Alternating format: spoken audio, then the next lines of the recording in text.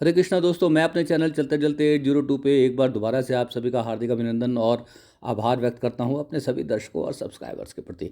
तो दोस्तों, कल हम चलते चलते चले आए थे दिल्ली से देहरादून, और देहरादून में हम आए थे यहाँ पे आपका उत्तराखंड एकता मंच की एक प्रेस कॉन्फ्रेंस थी। जैसा कि आपको पहले भी बताया था कि उत्तराखंड एकता मंच 5वीं अनुसूची को जारी करने के लिए एक संघर्ष चला रहा है, एक आंदोलन चला रहा है, जिसके तहत उत्तराखंड को 5वीं अनुसूची में लाने का उन लोगों का अनुरोध है। उसके ऊपर वो एक जन जागरण का कार्यक्रम चला रहे हैं। तो उसी जन जागरण के कार्यक्रम के अंतर्गत वो लोग यहाँ पर अभी देहरादून में थे, और देहरादून में उनकी एक छोटी सी प्रेस कॉन्फ्रेंस थी। तो उसी प्रेस कॉन्फ्रेंस की कुछ वीडियो झलकियाँ आप सबके सामने साझा कर रहा हूँ। यदि ये प्रयास आपको यदि अच्छा लग रहा हो, आपको समझ में आ रहा हो कि हम कुछ अर्थपूर्ण मीनिंगफुल काम कर रहे हैं, तो चैनल अभी तक सब्सक्राइब नहीं किया तो दोस्तों आप सभी से हाथ जोड़ के अनुरोध रहेगा कि चैनल को सब्सक्राइब कर लें।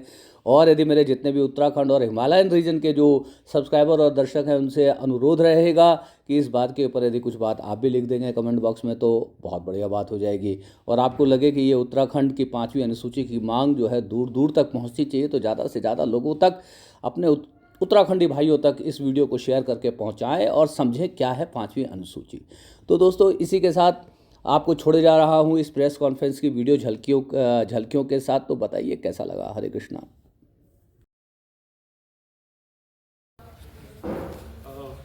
जय विधि विशाल। आज की इस प्रेस वार्ता में आप सभी का स्वागत है।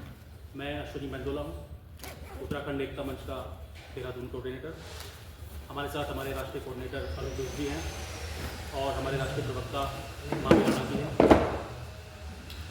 साथियों, उत्तराखंड एकता मंच पिछले काफ़ी समय से एक जन जागरण अभियान चलाए हुए है, जिसमें उत्तराखंड के पर्वतीय समाज को, चाहे वो उत्तराखंड राज्य में हो या अप्रवासी हो, भारत के संविधान में निहित एक ऐसे प्रावधान के बारे में हम अवगत करा रहे हैं, जिसके माध्यम से उत्तराखंड का सामाजिक, सांस्कृतिक और आर्थिक हर प्रकार से संरक्षण हो जाएगा।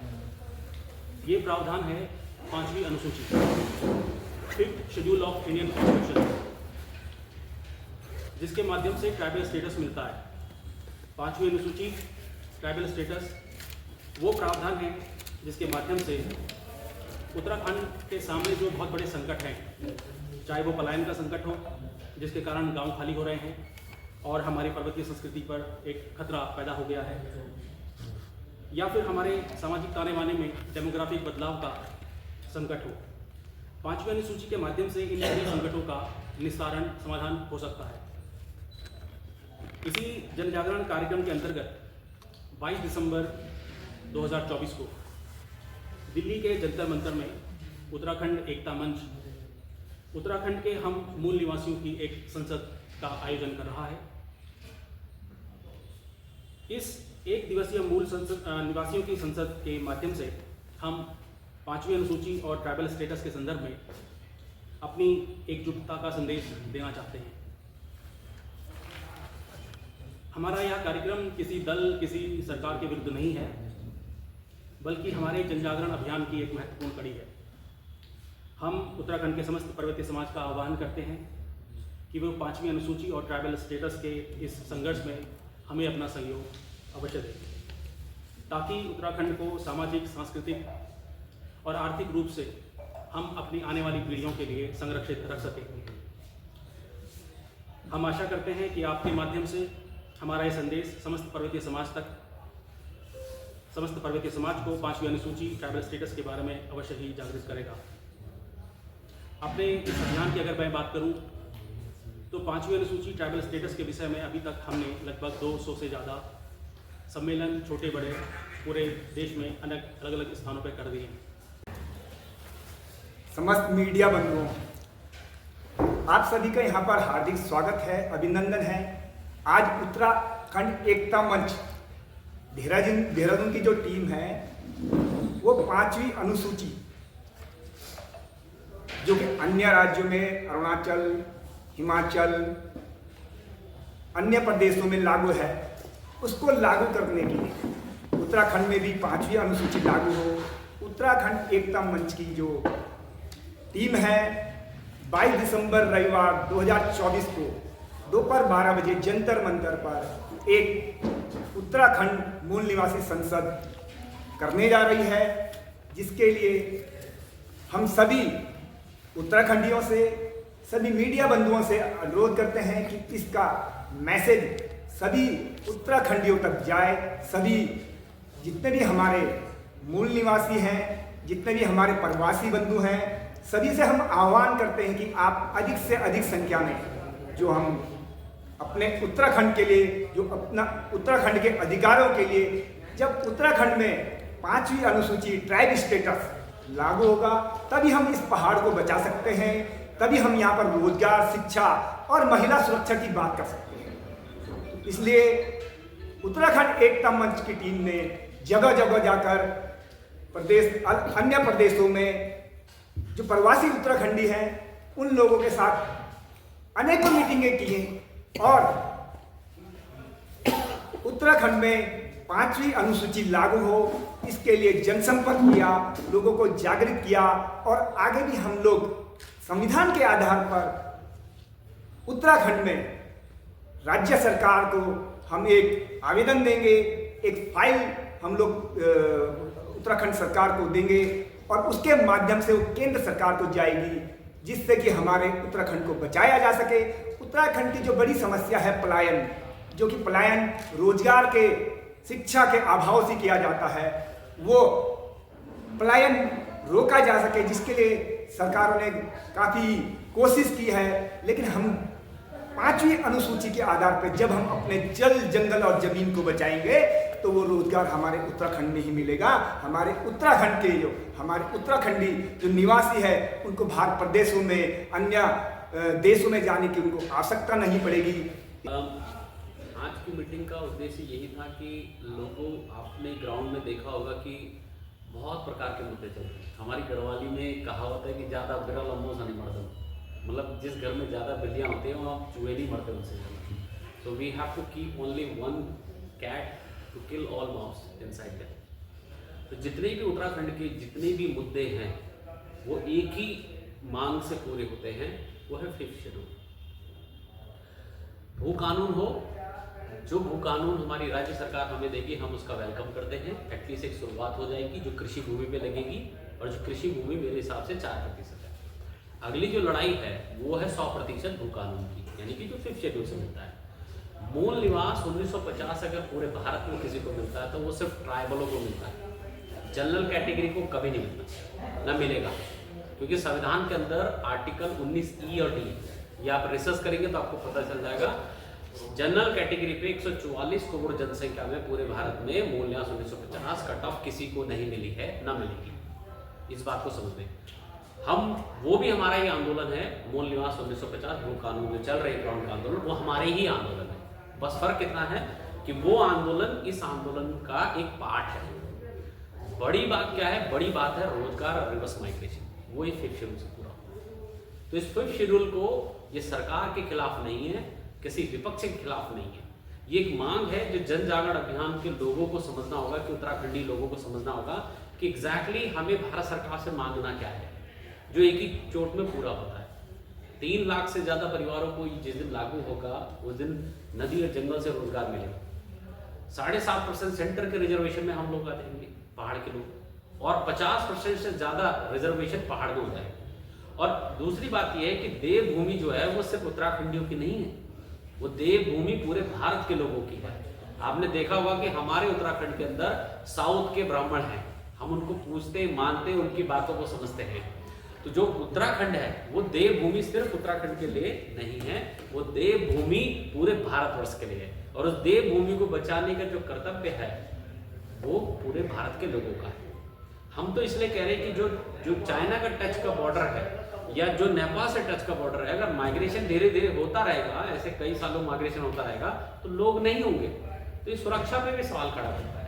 तो इसीलिए 5वीं अनुसूची अगर उत्तराखंड के पहाड़ों में आज लागू कर दे तो हो सकता है जो 1 करोड़ 20 लाख लोग अपने उत्तराखंड को छोड़ चुके हैं वो रिवर्स माइग्रेशन करेंगे, एटलीस्ट अपना ST का सर्टिफिकेट बनाने उत्तराखंड में जाएंगे। कौन नहीं चाहेगा कि किसी का बेटा IAS IPS बने? सरकार का लोकतंत्र का मीनिंग सिर्फ इतना नहीं है कि वोट देना। लोकतंत्र का मीनिंग है कि प्रशासनिक व्यवस्था में रह के हमें नीतियां बनानी होती है, और उसमें सारे धर्म, सारे जातियों के लोग मिलके नीतियां बनाते हैं। तो इस मीटिंग का उद्देश्य ये था कि हम लोग जन जागरण अभियान में हैं, पोस्टर यहाँ से हमने लॉन्च कर दिया है, और 22 दिसंबर को जंतर मंतर पे सारे उत्तराखंडी इकट्ठा होंगे, उनके सामने बात रखी जाएगी। हो सकता है कुछ पहलू पे अभी भी हम करेक्ट ना हो, बुद्धिजीवी लोग हमें करेक्ट कर दें उस पर। तो इसकी ट्राइबल कमेटी बनी हुई है, जिसके अंदर रिटायर्ड आईएएस ऑफिसर है, लेफ्टिनेंट है, रिटायर्ड मेजर हैं, हॉर्टिकल्चर डायरेक्टर, एग्रीकल्चर डायरेक्टर हैं, और अभी तक इसका पेज 150 पेज का लेटर तैयार हुआ है। अगले साल तक ये लेटर कम से कम 300 साढ़े 300 पेज का लेटर हो जाएगा। तब जाके भारत के प्रधानमंत्री, जो उन्होंने इस बार 9 नवंबर को कहा है कि हमेशा उत्तराखंडी लोग अपनी भाषा बोली को बचाएं, अपने घर वापस जाएं, वो इस बात को कहते हैं। और यही मांग उसी जब लेटर के अंदर सब कुछ डिटेल्स में होगा कि उत्तराखंडी लोग कौन हैं, उन्हें क्यों ट्राइबल का दर्जा चाहिए, भारत की जो मुख्य भूमि, देवभूमि, उसकी भूमि को संरक्षण करना, उसकी संस्कृति को संरक्षण करना क्यों जरूरी है, वो से इस शेड्यूल के अंदर। तो भारत के प्रधानमंत्री भी कह रहे हैं हम ये मांग भी उठाना चाहते हैं। तो मांग वो उठाई जाए जो भारत सरकार के संविधान के अंदर हो। उस पत्र के अंदर पूरी मांग संविधान के दायरे में रह के ही है, लेकिन अगर हम संविधान के बाहर जाके कोई मांग उठाते हैं तो वो पेज थोड़ा लचीला होता है। तो इसीलिए 5वीं अनुसूची संविधान के अंदर की मांग है, रिवर्स माइग्रेशन की मांग है, रिजर्वेशन की मांग है, पहाड़ के बच्चा, जल जंगल जमीन के अधिकार की मांग है, मूल निवास तो बाई भू कानून मूल निवास इसमें बाई डिफॉल्ट मिल जाता है, वो अलग से मांग, उसके लिए हम लोग कोई आंदोलन नहीं चलाते। लेकिन जो साथी चला रहे हैं वो हमारा ही आंदोलन है, हम उनको समर्थन देते हैं। धन्यवाद। मूल निवास और भू कानून को लेकर के पिछले 2 वर्ष से लगातार संघर्ष हो रहा है, और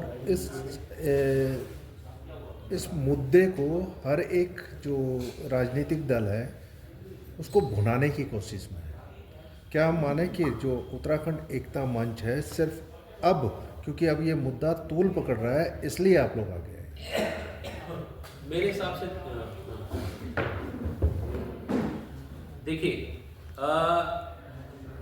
मूल निवास का मुद्दा और भू कानून का मुद्दा अभी से नहीं, बहुत पुराना मुद्दा है।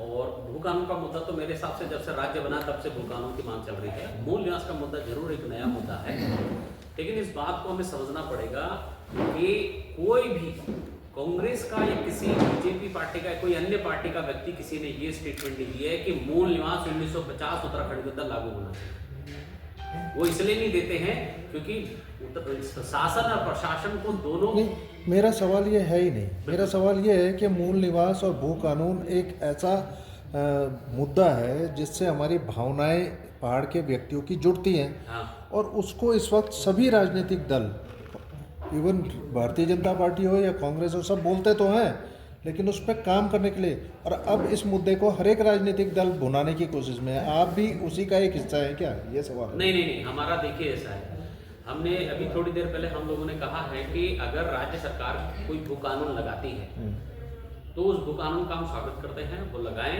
पर बड़ी लड़ाई है कि नदी और जंगल की है।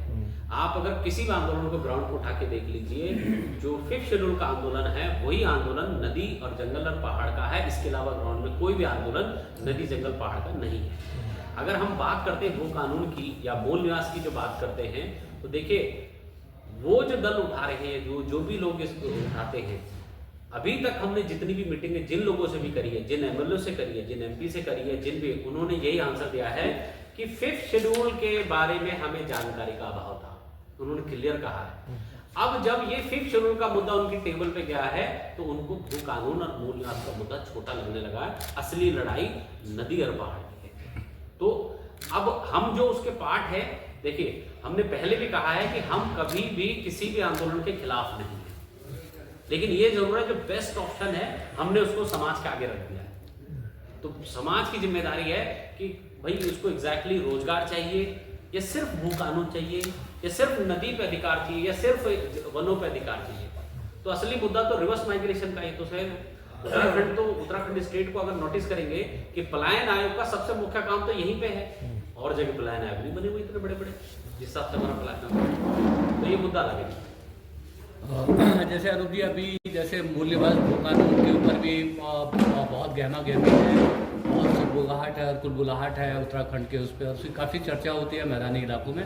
ख़ासतौर पे जैसे मैं दिल्ली से आया हूँ तो दिल्ली में भी इसकी ये चर्चा होती है। तो राजनीति में क्या होता है कि जब 2-3 तरह के आंदोलन चल रहे होते हैं तो राजनीतिक पार्टियां जो कभी किसी एक आंदोलन के पीठ पे हाथ रख देती है, कभी एक आंदोलन के पीठ पे हाथ रख देती है। तो आपको नहीं लगता कि यदि 5वीं अनुसूची को लागू करके यदि हमारे भू कानून और मूल निवास का भी मुद्दा यदि सुलझता हो तो जो मूल निवास और भू कानून का जो आंदोलन जो धारा चला रही है वो धारा भी यदि उत्तराखंड एकता मंच के साथ मिल करके चले तो ये धार ज़्यादा मजबूत नहीं होगी? बिल्कुल जी, देखिए सर ने अभी कहा है कि जो मूल निवास भू कानून का मुद्दा है वो भावनात्मक मुद्दा है। और मैं किसी एक चैनल पे बैठा हुआ था, वहाँ पे कुछ लोगों ने कहा था कि मूल निवास 1950 भू कानून चाहे फिफ्थ शेड्यूल से लगे चाहे कोई नया कानून बने, हमें मतलब नहीं है, हमें सिर्फ भू कानून मूल निवास चाहिए। वो भावनाओं का मुद्दा है, उसे जिंदा रखना बहुत जरूरी है, वो हमारा ही आंदोलन है। लेकिन सरकार से बात करना, हमारा जो मूवमेंट है या इसको एक प्रोग्राम कह लीजिए, हम इसको आंदोलन नहीं कहते हैं, प्रोग्राम है, 80% विचारों पे और पेपरों पे है, यानी कि 80% कागजी कार्रवाई पे है। तो अगर कोई हमसे पूछे कि मूल निवास भू कानून कैसे मिलेगा, हम सिर्फ इतना ही समझा रहे हैं कि हमें मूल निवास 1950 भू कानून फिक्स शेड्यूल से मिलेगा। तो वो भी हमारा आंदोलन है, ये भी हमारा आंदोलन है। कोई आपस में कुछ गया कोई कुछ नहीं है, हम साथ मिलकर ही काम कर रहे हैं। हो सकता है इन फ्यूचर एक संगठित होकर फिक्स शेड्यूल पे सब एग्री हो जाए। सर, अगर भू कानून और मूल निवास लागू होता है उससे जो फ़ायदा होगा, उससे जो बेनिफिट मिलेंगे वो संपूर्ण उत्तराखंड के लोगों को मिलेंगे, ठीक है। लेकिन इस पूरे आंदोलन में अगर देखा ये जा रहा है कि इसमें कहीं ना कहीं जो हमारे मैदानी क्षेत्र के लोग हैं वो शायद इसके साथ अटैच नहीं हो पा रहे हैं, इसीलिए यह मुद्दा उतना बड़ा नहीं हो पा रहा। देखिए, जो मूल निवास है और यह भू कानून है वो एक भावनात्मक मुद्दा है, ये तो सब जानते हैं। लेकिन क्या इसका कोई समाधान है? मैं पहले ही कह चुका हूँ कि मूल निवास 1950 उत्तराखंड में ये कट ऑफ जनरल कैटेगरी पे कभी नहीं मिल सकता और ये ट्राइबल को ही मिलता है। तो आप इसको ऐसे समझिए कि ये मांग कभी पूरी होने वाली नहीं है। ये जरूर है कि सरकार कोई ऐसा कानून बनाए कि जो पहाड़ी लोगों को है उसको कुछ और कैटेगरी में डाले और प्लेन के लोगों को जो कैटेगरी है उनके हिसाब से, संसाधनों के हिसाब से डाले। पर अगर ये कहा जाए कि हाँ मूल निवास से सबका भला होने वाला, ये रॉन्ग स्टेटमेंट है, क्लियरली रॉन्ग स्टेटमेंट है। हम इसको खंडित कर चुके हैं। अब भू कानून की कर रहे थे, हम ये कहते हैं कि भू कानून की जरूरत, ठीक है, कई संगठन कहते हैं प्लेन में भी है, तो हम ये कहते हैं कि 5वीं अनुसूची पहाड़ में लागू कर दिया जाए। और जो प्लेन के लोग हैं, क्योंकि हिमाचल में 3 भू कानून है, पहला सेक्शन 118 है, दूसरा 371 है, चौथा फिफ्थ शेड्यूल है। तो जो हिमाचल का सबसे बड़ा भू कानून है फिफ्थ शेड्यूल, वो उत्तराखंड के पहाड़ी इलाकों में लगा दिया जाए। अगर मैदानी इलाकों का लगता है कि उनको भू कानून की जरूरत है तो वो सेक्शन 118 के लिए अप्लाई कर सकते हैं, वो खड़ा कर सकते हैं। बाकी देखिए जी, हमारा मुख्य जो है वो घर वापसी का रोजगार का मैं रूल्स है उसमें, आपने सही कहा, हिमाचल में 3 तरह से बना हुआ है। बिल्कुल सही है। और उसमें वो सीमाएं बांध रखी है, तो ये अपनी कंपनी आइस टाइप एक पॉइंट आप जरूर उसको लिखिए, दे सकते हैं। हिमाचल के अंदर 57% भूमि पे सेक्शन 118 लगा हुआ है और 43% भूमि पे फिफ्थ शेड्यूल लगा हुआ है। भूमि की जो लूट थोड़ी बहुत हिमाचल के अंदर होती है वो 57% भूमि पे होती है। ये आप 4 लोग मिलकर वहाँ ट्रस्ट बना सकते हो और बीघा की बीघा जमीन सरकार से अप्लाई कर सकते हो। माननीय महोदय, ये नेता नहीं चाहते हैं कभी कि हो उत्तराखंड में ना पहाड़ हम मरे, तो कब तक उम्मीद करेंगे कि आप लोग इकट्ठे होकर इस मूवमेंट को पहाड़ चलाएंगे? प्लेन कर मेरे हिसाब से दिया देखिए जी, क्योंकि अब अगर पहाड़ पहले जब जितने हमने आगे पहाड़ी कई हो साथियों गए, को समझाया था तब हो गया ना पांचवें वो। अनुसूची समझ तभी गए। मैंने मेरा सवाल ही अब जब लोग बोलने लगे, सब बोलने लगे कि हमें मूल निवास 1950 भू क्योंकि कानून उससे चाहिए। वो सर, एक बंद मिनट, कर नहीं सर, पा सर, रहे। एक मिनट, सर, अब लोग बोलते हैं कि हमें मूल निवास 1950 चाहिए, तो सर तीसरा हो गया साथी भाई, कहता है मूल निवास चाहिए, दूसरा भू कानून चाहिए, फिर तीसरा बोलता है तुम दोनों को ये नहीं कि फिफ्थ शेड्यूल के माध्यम से मिले या कैसे भी मिले, हमें चाहिए। और हमें जल्द उम्मीद है कि फिफ्थ शेड्यूल के मुद्दे में सारे बुद्धिजीवी लोग जुड़े हुए हैं, तो जहां हमारे बुजुर्ग होंगे वहां हम जाएंगे। और हम तो ये कहते हैं कि वो आंदोलन भी हमारा है और ये भी हमारा है।